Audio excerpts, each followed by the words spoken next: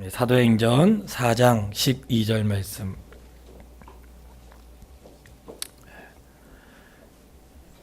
찾으셨으면 아멘. 우리 같이 합독하겠습니다. 시작. 다른 이로서는 구원을 얻을 수 없나니 저나 인간의 구원을 얻을 만한 다른 이름을 우리에게 주신 일이 없음이니라 하였더라. 아멘. 축복합니다. 저희가 이 신앙수련회는 하나님 말씀을 배울 수 있는 소중한 기회고, 우리가 매일 이렇게 말씀을 가까이 할 수는 없잖아요. 하는 게 마땅하지만 특별한 시간을 정해서 공부할 수 있는 것 하나님의 은혜라 여겨지고요. 적어도 저희 여기 모인 분들이 그 하나님의 은혜를 정말 바르게 깨닫고 구원의 진리 안에 바로 서기를 주의 이름으로 축복합니다. 따라서 한번 해보겠습니다. 오직 예수 그리스도.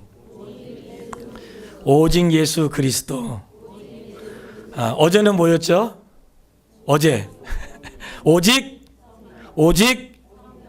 성경. 오늘은 오직 예수 그리스도. 오직 예수 그리스도인데, 왜 오직 예수 그리스도인가 할 때 구원은 오직 예수님에게서만 나오기 때문에 그래요. 구원은 예수님을 통해서만 받을 수 있어요. 왜 오직 예수 그리스도인가?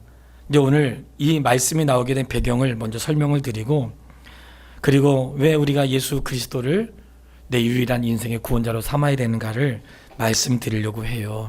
성경 공부하는 거니까 편안하게 들으시고요.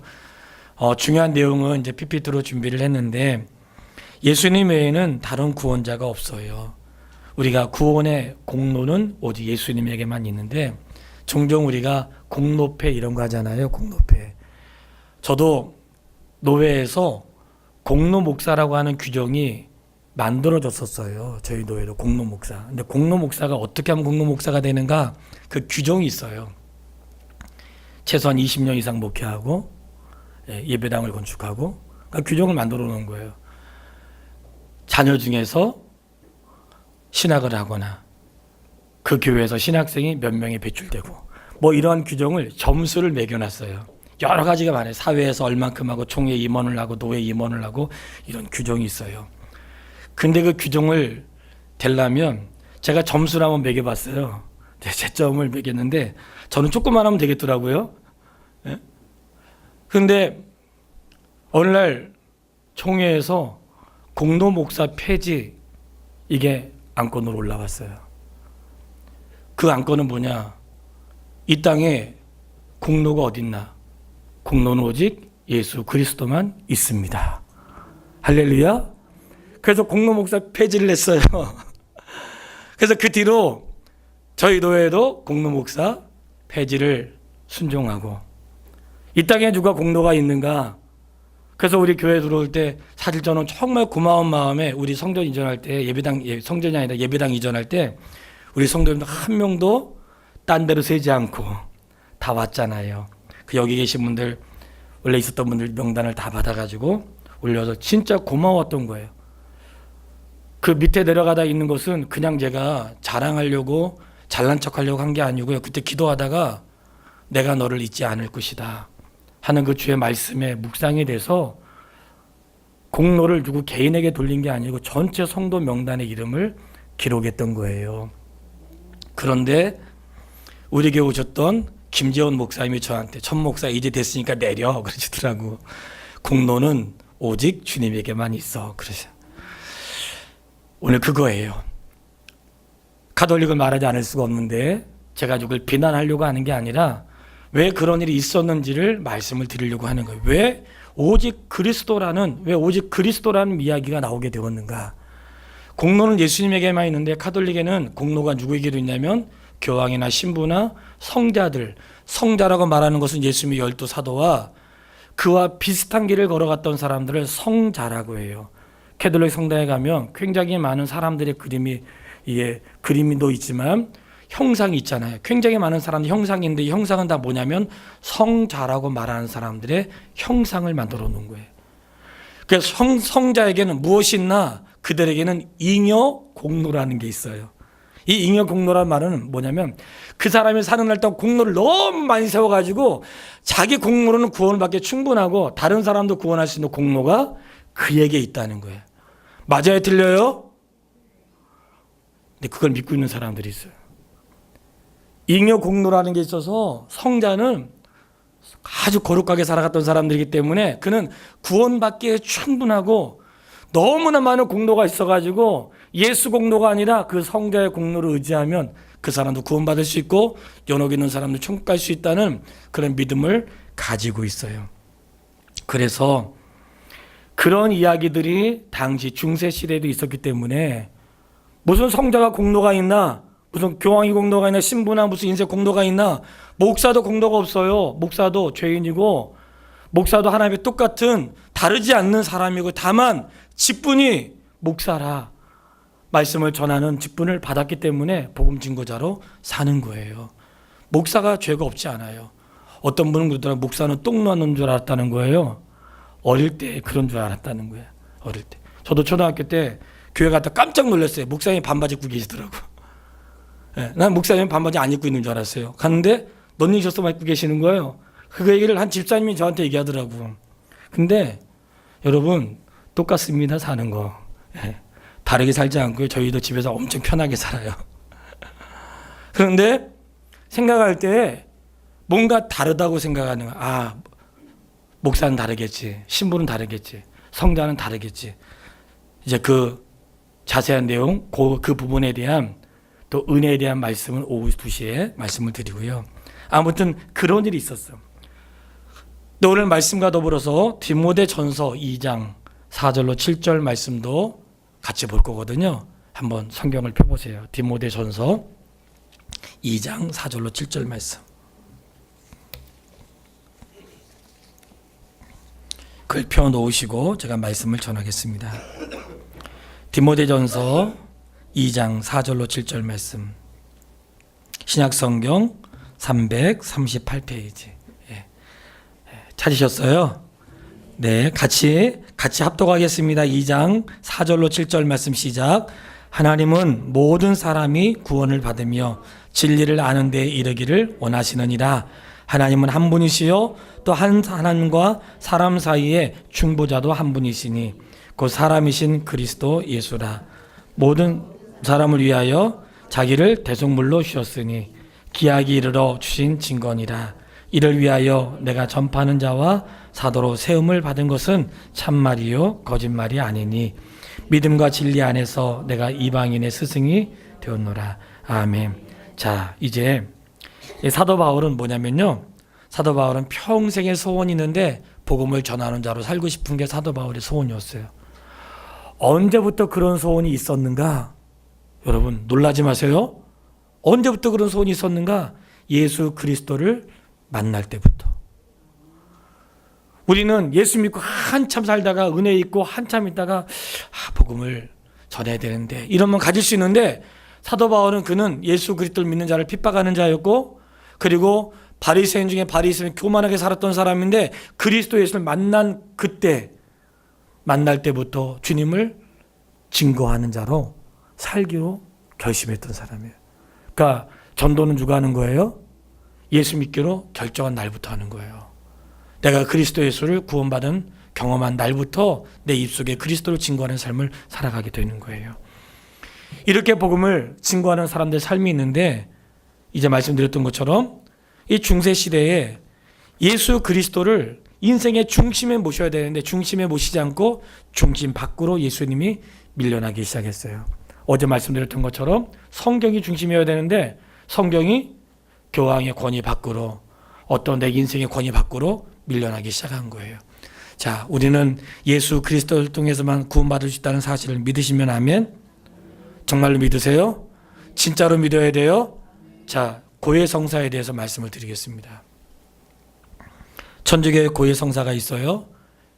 말씀드리는 이유는 고해성사는 죄를 용서받는 건데 이 고해성사가 잘못됐다는 걸 말씀드리려고 제가 말씀을 조금 준비했어요. 고해성사라고 있는데 이 고해성사는 무엇이냐면 하나님이 죄를 용서하는 권한을 당시에 사도에게 주었다고 생각하는 거예요. 첫 번째 사도를 누구라고 생각하는가? 캐톨릭은 천국의 열쇠를 주었으니, 이 천국의 열쇠가 베드로가 고백할 때 내가 너에게 천국 열쇠를 준다 그러니까 베드로를 첫 번째 교황으로 그렇게 생각을 하고 있어요. 그런데 천국 열쇠를 주었다는 것은 그에게 뭘 준 것은 그에게 복음을 준 것을 말하는 거지, 너가 용서하면 다 용서받는다 그런 뜻이 아니에요. 그런데 이 사죄권, 용서할 수 있는 권한이 누구에게 있는가? 신부에게 주었다고 믿는 거예요. 신부에게 주었다고 믿어서 신부가 고백을 하고 신부에게 죄를 고백하면 이제 용서를 구하는 거죠. 그래서 이 사죄의 선언, 이 고백은 한마디로 말하면 사도들을 거쳐서 후계자인 그 사자라고 말하는 신부들에게 신앙을 고백하고 죄를 고백하면 용서할 수 있는 권한을 주었다. 이게 고해성사예요. 그 다음이요. 고해성사할 때 어떻게 하는가? 이렇게 해요. 고해성사는 적어도 천주교를 나가진 사람은 1년에 최소한 1년에 한 번은 고해성사를 해야 돼. 최소한 한 번. 뭐 자주 할 수도 있겠죠. 최소한 한 번. 그런데 제가 개혁지를 돌다가 루터가 아우구스티누스라고 하는 수도원에서 그 계단을 올라가면서 그가 자기의 죄를 고백하는 일들이 많이 있었는데, 그가 생각날 때마다 가서 고해성사하니까 그 신부가 그러더래요. 이제 제발 나에게 오지 마라. 왜 생각날 때마다 가서 죄를 고백하니까 제발 나에게 오지 마라. 너가 또 무슨 죄를 고백할 게 있냐? 제발 나에게 오지 마라 그랬다는 거예요. 그런데 루터는 고백하면서도 시원하지가 않은 거예요. 정말 내가 용서받았을까? 내 안에 날마다 밀던 죄책감에 대해서 견딜 수 없는 거예요. 신부 성도는, 신자는 무조건 최소한 1년에 한 번씩 가서 고해성사를 해야 되는데, 고해성사를 할 때 고백을 하잖아요. 고백할 때 큰 죄, 작은 죄 이렇게 고백을 한단 말이죠.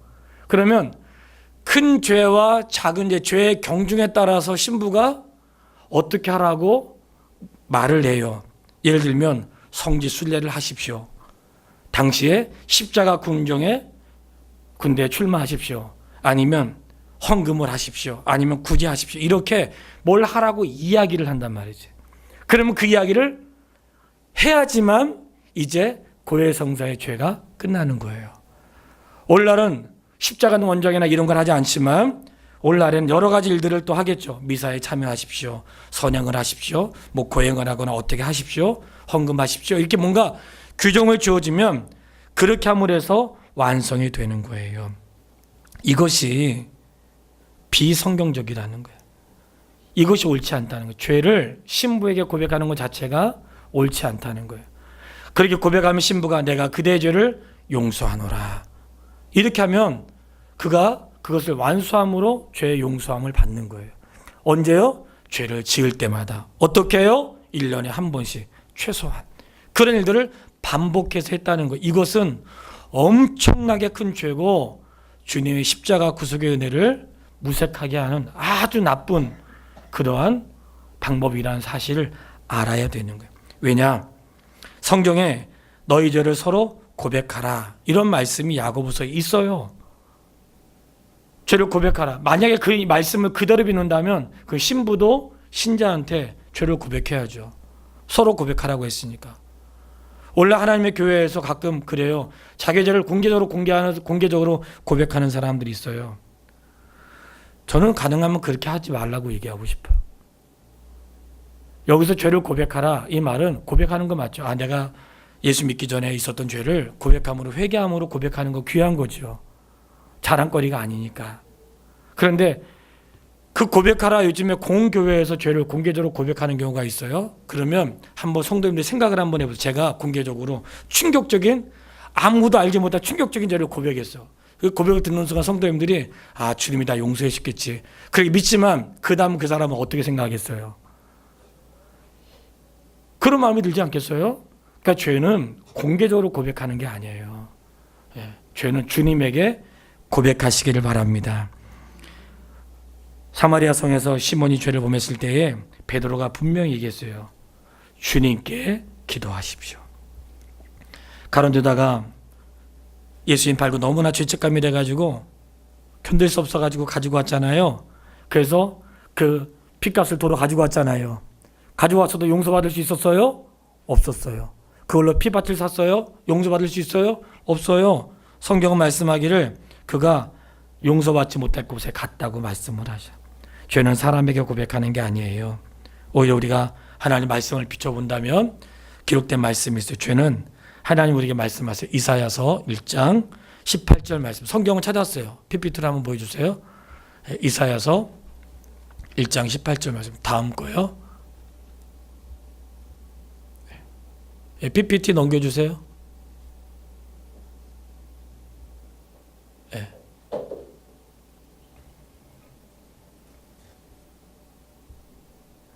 이사야서 1장 18절 말씀에 보면 여호와께서 말씀하시되 오라 우리가 서로 변론하자.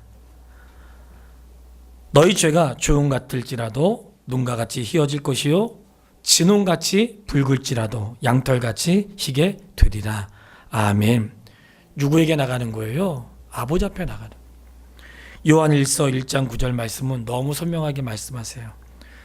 우리가 우리 죄를 자백하면 그는 미쁘시고 의로우사 우리 죄를 사하시며 우리를 모든 불의에서 깨끗게 하실 것이요.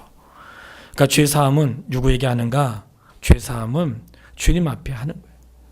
그러니까 오늘 신부나 어떤 목회자나 어떤 누구도 죄 사함의 권한이 없어요. 믿으시죠? 죄 사함의 권한이 우리에게는 없는 거예요. 목사 자체도 죄를 지면 주님 앞에 고백해야 되는 거예요. 죄 사함의 권한이 없어요. 또 하나 없는 게 있어요. 죄를 지은 사람에게 큰 죄, 작은 죄의 경중에 따라서 뭘 하라고 얘기하잖아요.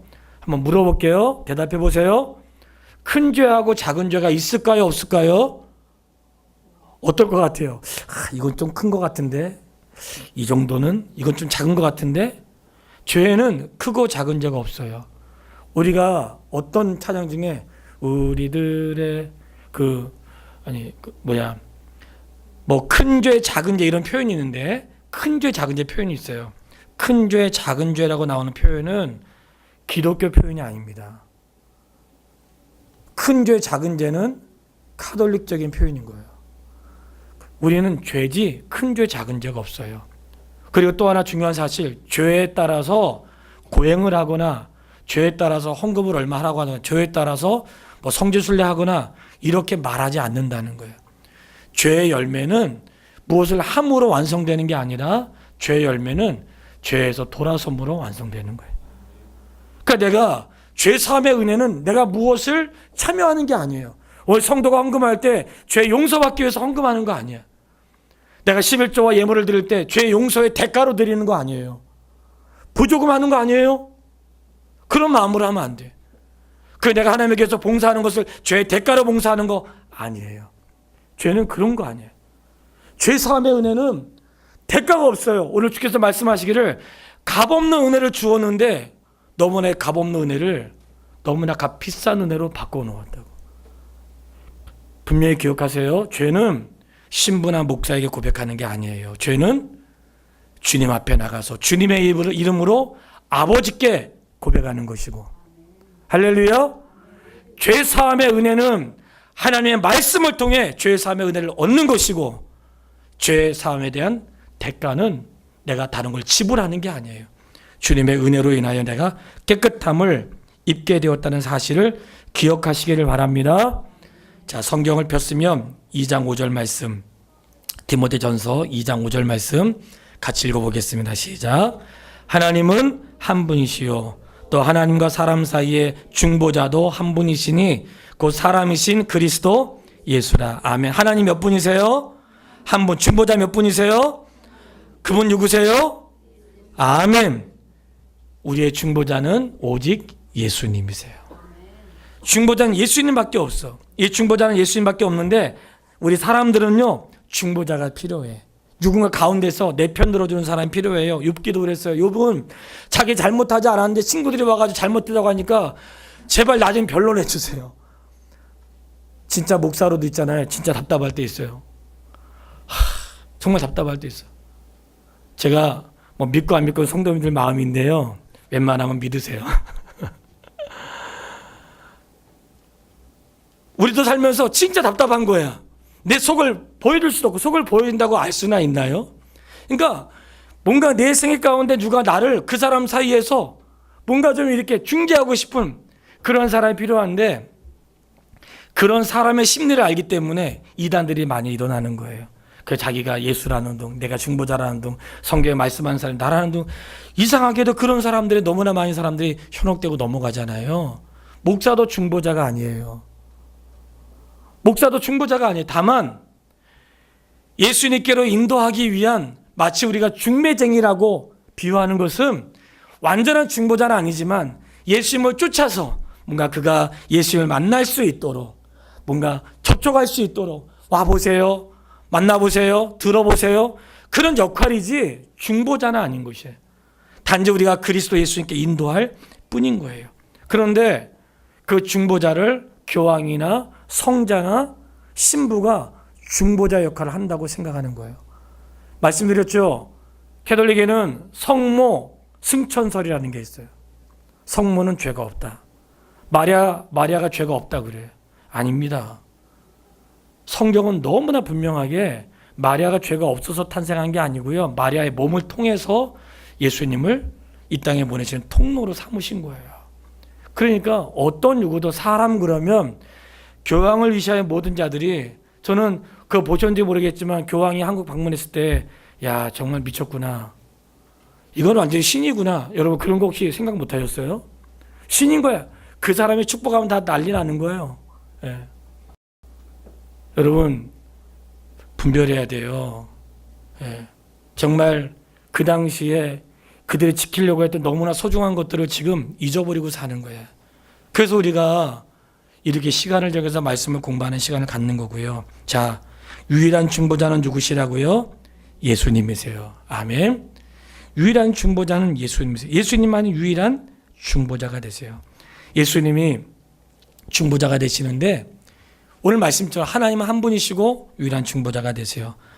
예수님의 역할이 세 가지가 있다고 우리가 다 알고 있어요. 첫 번째 선지자, 두 번째 제사장, 세 번째 왕. 이것을 예수님의 삼중직이라고 해요.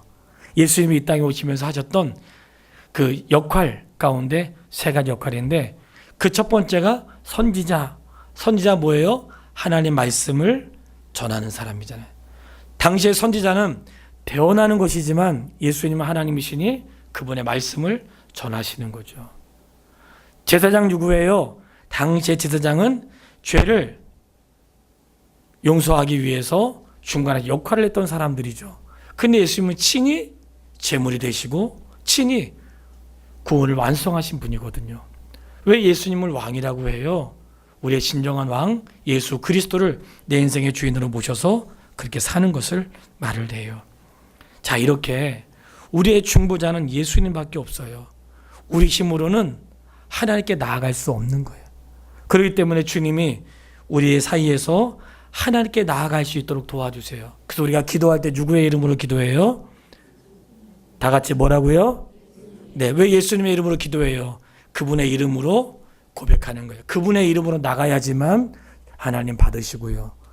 그분의 이름으로 가야지만 그 기도가 상달되는 거예요. 나의 이름으로 기도하면 상달되지 않을 뿐만 아니라 누군지도 알 수가 없죠. 하나님은 예수 그리스도를 통해서만 받으세요. 왜냐?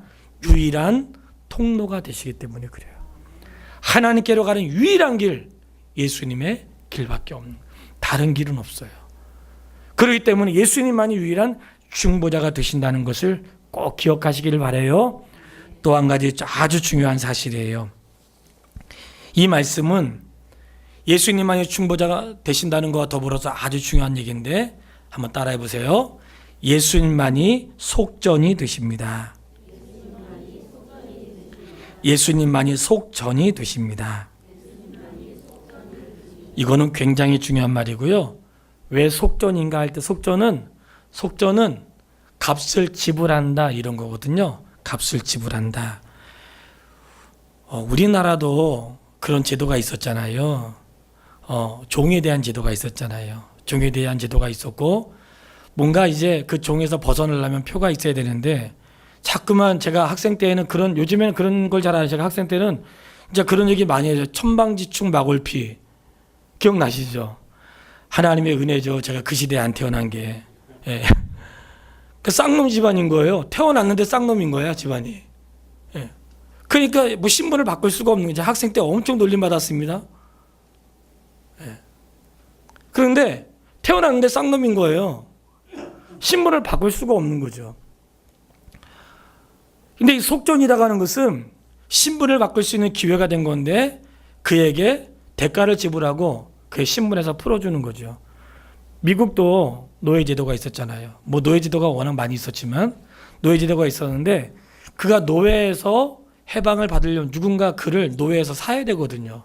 그를 돈을 주고 사서 그를 나의 종으로 데려오면서 그를 자유케 하고 그에게 값을 지불하는 것을 속전이라고 하는 거예요. 그래서 예수님의 속전 이 말씀은 마치 노예제도에 그 노예를 해방시키기 위해서 값을 지불함으로 그에게 자유를 준 것처럼 예수님의 핏값이 나의 모든 죄에 대한 값을 지불하고 나에게 자유를 주었던 그것을 말씀하는 거예요. 여기에 기억해야 될 단어가 있어요. 따라서 해보세요. 충분한 값을 지불하셨다. 어떤 값이요? 충분한 값. 충분한 값. 이게 중요해. 어제 성경 얘기할 때 뭐라 그랬어요? 성경이면 아멘. 성경이면 충분한 거예요. 예수 그리스도의 핏값이면 충분한 거예요. 거기에 뭔가 더 해야 된다는 생각을 불안해하지 마세요. 제가 개인적으로 물론 성도 한 분 한 분한테 고마운 거 말하면 이루 말할 수 없어요. 그런데 목회하면서 그냥 오해하지 마시고 들으시길 바라고요. 고마웠던 거는 뭐 알려줘도 깨닫지 못하면 지나가잖아요. 이 바이블 타임 저희가 하고 있는데 어르신들이 눈이 좀 잘 안 보여서 읽기 어려우시다 그러더라고요. 그래서 어쨌든 간에 내년까지는 한번 해보고 그 다음에는 방법을 찾아보려고 해요. 우리 교회에서 바이블 타임을 제일 먼저 시작한 데가 남전도회거든요. 어느 날 백종희 집사님이 바이블 타임을 갖고 왔더라고요. 오래전에. 그 나온 지 얼마 안 됐을 때 남전도에서 시작을 했는데 야, 참 좋다 그랬어요. 그래서 제가 차마 말을 못하고 한 권 받은 다음에 신청을 했어요. 그리고는 바이블 타임을 받았거든요. 좋은 거야. 그러다 어느 날 집사람이 세미나를 다니는데 제가 뭐 많이 다니는 거 별로 안 좋아하거든요. 근데 간다 그러면 가지 말라는 얘기는 한 번도 안 해요. 여러분 저는 참 괜찮은 남편입니다. 왜냐면 아내가 뭐 한다 그러면 하지 말라는 적은 한 번도 없어요. 나는 항상 하라고 하지. 맞죠? 네, 맞대. 맞다고 했어. 나는 집사람이 하라 그러면 하지 말라고 그래 한 적은 한 번도 다 하라 그래. 다만 가끔 교회에 대해서 뭐 할 때 내가 아무 얘기를 안 할 때도 있어요. 근데 본인이 뭘 한다고 할 때는 하지 말라고 한 적은 한 번도 없어요. 왜냐? 어차피 뭐 각자 주 앞에서 할 일은 하는 거니까 내가 본인이 한다고 하는 것은 하지 말라고 한 적 없어요. 근데 말이죠. 세미나를 가는데 자꾸 나한테 한번 와보라는 거야. 아, 당신만 열심히 다녀. 자꾸 와보래. 이것도 한두 번이 자꾸 얘기하니까 그러면서 하는 말이 여보 그 강사가 그러는데 아내를 사랑하면 남편 한 번쯤 와야 되는 거 아니야? 그러더래요. 그래가지고 제가 갔잖아요. 갔는데 몇몇 목사님들 오셨더라고요. 사모 세미나인데 들었는데 강의가 너무 좋은 거예요. 너무 좋았어. 그래가지고 강의를 하고 책을 샀어요. 근데 어느 날 이 사람이 뭐 하더니 뭐 거기서 강의 때 들었는데 어떤 사이트가 또 좋다나 다 보고 자꾸 들어보라는 거예요. 그래서 여보 당신만 열심히 듣고 나한테 강요는 하지 마. 그냥 당신만 들어 나한테 강요하지 마. 근데 잊을만 하면 또 한 번 얘기하고 잊을만 하면 또 한 번 아주 집요하게 얘기하니까 어떻게 하겠어요? 제가 가서 들어가서 봤어. 너무 좋은 거예요. 이 말씀을 드린 이유는 그것이 제 목회 가운데 적용이 되고 있어서 말씀을 드리는 거예요. 목회하면서 목사가 하고 싶은 이야기를 본문을 정해서 할 수 있어요. 가장 쉬우면서도 어려울 수 있는 방법이에요.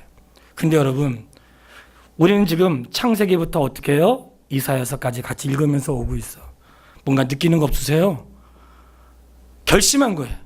목사가 하고 싶은 말을 하고 싶지 않고 하나님이 창세기로부터 요한계시록까지 하셨던 그분의 말씀을 그냥 정해진 시간에 전하는 것뿐이에요. 언제든지 목사가 하고 싶은 말을 창세기에서 요한계시록에서 신약에서 구약에서 뽑아가지고 할 수 있어.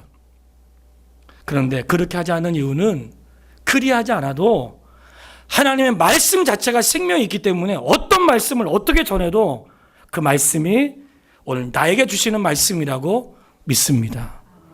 그래서 창세기부터 지금 우리 하고 있는데 저도 하면서 너무 좋은 거예요. 그래서 개인적으로 두 분께 감사해요. 네. 속전에 대한 말씀을 드렸는데 속전의 값을 치렀는데 뭐라고요? 충분하다는 거예요. 네, 충분. 이 충분하다는 건 무엇이냐면 부족하지 않다는 거예요. 내가 이 세상에 구원의 진리를 얻기 위해 성경 이외의 것에서 구원의 진리를 찾을 필요가 없다는 거예요. 성경 하나면 충분하고 이미 그 안에 나에 대한 구원의 메시지뿐만 아니라 어떻게 해요? 어제 말씀했잖아요. 이 성경은 하나님의 감동으로 된 것으로 교훈과 책망과 바르게 함과 의로 교육하게 유익하니 이는 하나님의 사람으로 선한 일을 행하기에 충분하다고 말씀했다고. 충분한 거예요. 성경이면 충분한 거예요. 그 외의 것들은 좀 더 나를 그냥 좀 더 하나님의 사람답게 하는 거예요. 충분한 거예요. 이 사실을 믿으세요. 오직 그리스도 뭐냐? 오직 예수님이면 충분하다는 거예요. 뭐가 충분해요? 죄 사함의 은혜는 그리스도로 충분하다는 거예요. 굳이 내가 다른 데에서 뭘 하지 않아도 되는 거예요. 내가 죄 용서를 받기 위해서 성교순례 하거나 죄 용서받기 위해서 예배당을 짓거나 죄 용서받기 위해서 무슨 면죄부를 사거나 이런 쓸데없는 짓을 하면 하나님의 진노를 받기에 충분한 일이 되는 거예요. 목사가 하나님의 교회를 위해 성도에게 성전헌금 건축, 성전 건축하면 천국 갑니다. 그래봐요. 요즘에 난리 납니다. 예? 왜 난리 나는 줄 아세요? 천국 가고 싶어가지고. 아니면 난리 나죠. 정말로 천국 갈 수 있을까? 아니에요. 그런 걸로 가는 게 아니라고. 근데 속으면 안 돼. 한번 생각해 보세요. 물론 우리 중에 그런 사람이 한 명도 없지만 이단들을 생각해 보세요. 주님의 때가 다가왔으니 주님의 날이 다가왔으니까 있는 재산 뭐가 필요합니까? 다 갖다 바치십시오. 그럼 자기들은 뭐하러 그거 뭐하러 하냐고 자기들은. 주님 오실 날 가까운데 그 재산 왜 갖다 바치라고 해요? 주님 오실 날 차라리 이래야죠. 주님 오실 날 얼마 안 남았으니까 빨리 돈 다 쓰십시오. 이래야 맞는 거 아니에요? 아니 주님 오실 날 얼마 안 남았으면 빨리 돈 쓰세요. 가지고 있어야 못 써요. 이래야지 맞는 거지. 주님 오실 날 얼마 안 남았으니까 이종자고선 집도 팔고 있는 거 다 갖다 바치세요. 이 정신 나간 거죠. 근데 정신 나간 거에 사람들이 마음이 뺏긴 거예요. 성도 여러분, 저는 목사로 어떠한 그 성도에 대한 자신감이라기보다는 물론 제가 이렇게 하고도 저도 연약하기 때문에 낙심하고 기도하고 엎드리고 그런 순간들이 많이 있어요. 그에게 고백할 수 있는 것은 어떤 누가 나왔기 때문이 아니야. 누가 헌금 많이 하기 때문이 아닌 거예요. 누가 헌금 못하기 때문이 아닌 거예요. 하나님 신기하게도요. 너무나 오묘하게 맞춰가죠. 이렇게 할 수 있는 것은 하나님을 신뢰하기 때문인 거예요. 그러니 충분하다는 거예요. 충분함. 죄 사함의 은혜는 예수 그리스도로 충분합니다. 그분만이 나의 중보자가 되시기 때문에 누구를 통하여 하려고 하지 마시고 가끔 그런 얘기를 하세요. 뭐 저는 틀린 말이라고 하진 않지만 틀린 말이라고 말을 하진 않지만 목사님, 목사님이 기도하시면 더 빨리 들어주지 않겠어요? 하면서 나한테 얘기하고 자기는 기도 안 하더라고요. 목사님이 기도하시면 틀림없이 빨리 할 것 같으니까 꼭 기도해 주세요. 본인은 기도 안 해. 성경에 그러한 거 한번 찾아보세요. 목사가 기도하면 직통으로 하나님께서 받으시고 성도가 기도하면 돌아가면서 받으신지 성경을 찾아보시라고. 그런 얘기는 없어요. 예. 그런 얘기는 없어. 하나님은 내가 기도하면 나의 작은 신음에도 들어주세요. 저는 어제 늘 우리가 말씀을 생각하니까 참 마음이 따뜻한 이야기가 있었어요. 이 사람이 가끔 이제 아이들이 좀 미울 때도 있잖아요. 잘못하면. 근데 뭐 조금 하나 잘하면 그냥 그게 다 풀어진다는 거야. 뭐 야단치려고 했다도 뭐 조금 하나 잘하면 마음이 확 풀어진다는 거예요. 그게 부모 마음이잖아요. 속죄에 대한 명확한 답이 성경에 나와 있는데 성도님들 흔들리지 않길 바라고요. 제가 거기에 대한 말씀을 이미도 한번 드린 적이 있지만 오늘 본문이 나왔으니까 한 번 더 드리려고 해요. 왜 충분한 값인가? 예수님의 상징인 구약의 성막에는 성막 자체가 오늘날로 말하면 교회의 기능이고 더 자세히 말하면 예수님 자신을 말씀하는 거죠. 그러니까 성막의 가장 중요한 기능은 하나님을 만나는 것이고 죄 용서를 받는 기능이 있는 거예요. 죄 사함 받기 위해서 가는 거예요. 내 지은 죄를 용서받기 위해서 가는 거죠. 그래서 성소에서 죄 사함의 은원 의식을 행하고 대제사장이 지성소 안으로 들어가서 1년에 한 번 지성소에 들어가서 거기에다가 짐승의 피를 뿌리고 용서를 구하는 그런 하나님의 의식을 행하는 일들이 있었어요. 이미도 알고 계시겠지만 정리한다고 생각하지 들어보세요. 그 지성소 안에 뭐가 있어요? 맨 밑에 법궤가 있어요. 법궤에는 하나님의 말씀인 율법, 십계명이 들어있다고요. 그러니까 하나님 말씀에 순종하지 않으면 죄가 되기 때문에 핏부림을 받아야 되는 거예요. 자, 이 말씀 앞에 걸리지 않는 사람이 없지요. 근데 이 법궤를 덮고 있는 게 뭐라고 했어요? 따라서 해보세요. 속죄소. 법궤를 덮는 게 뭐라고요? 속죄소. 속죄소의 뜻은 다시 말씀드릴게요. 덮는다. 이런 뜻이에요. 덮는다. 뜻이 뭐라고요? 이 사실을 잊지 마세요. 덮는다. 이 말은 하나님의 말씀 앞에 걸리지 않는 사람이 있어요? 없어요? 없어. 목사도 걸려. 그런데 주님 앞에 나가면 예수 그리스도의 피를 의지하고 나가면 하나님 말씀대로 살지 못해서 걸렸는데 속죄소에 예수님의 피로 어떻게 했어요? 덮는다. 할렐루야. 저는 속죄소에 대한 의미를 깨닫고요. 정말 펑펑 울었습니다. 하나님은 나를 덮어주신다는 것. 나의 너무 부끄러움을 덮어주신다는 것. 목사로 위축될 때에 그리고 자격지심이 느껴질 때에 하나님이 덮어주신다는 것. 너무나 감사합니다. 그래서 깨달았잖아요. 그래서 성도님들에게 권면했잖아요. 성도 중에 주가 어떤 죄를 지어도 어떻게 하라고요? 덮는다. 나한테 잘못해가지고 나에게 상처 준 사람이 있어요? 어떻게 해요? 덮는다. 이것이 구원의 은혜를 입은 믿음의 사람들의 표현인 거예요. 왜 오직 그리스도인가 할 때 그리스도만이 나의 죄를 용서하시고 그리스도만이 충분한 내 삶의 이유가 되시기 때문에 오직 그리스도였던 거예요.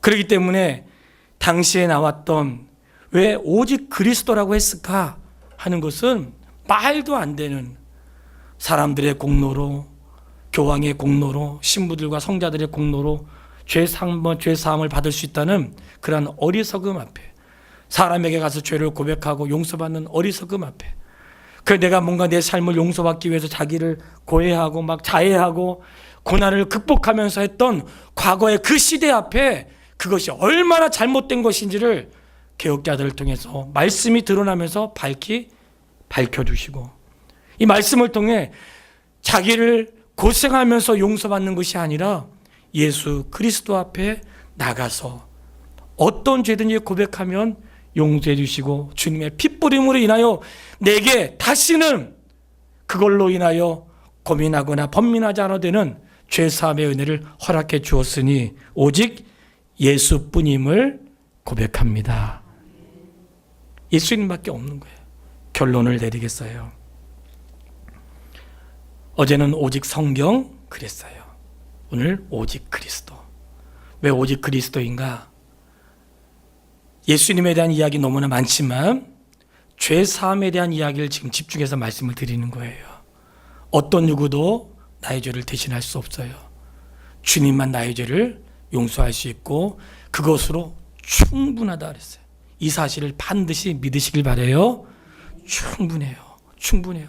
더 이상 뭘 하지 않아도 돼요.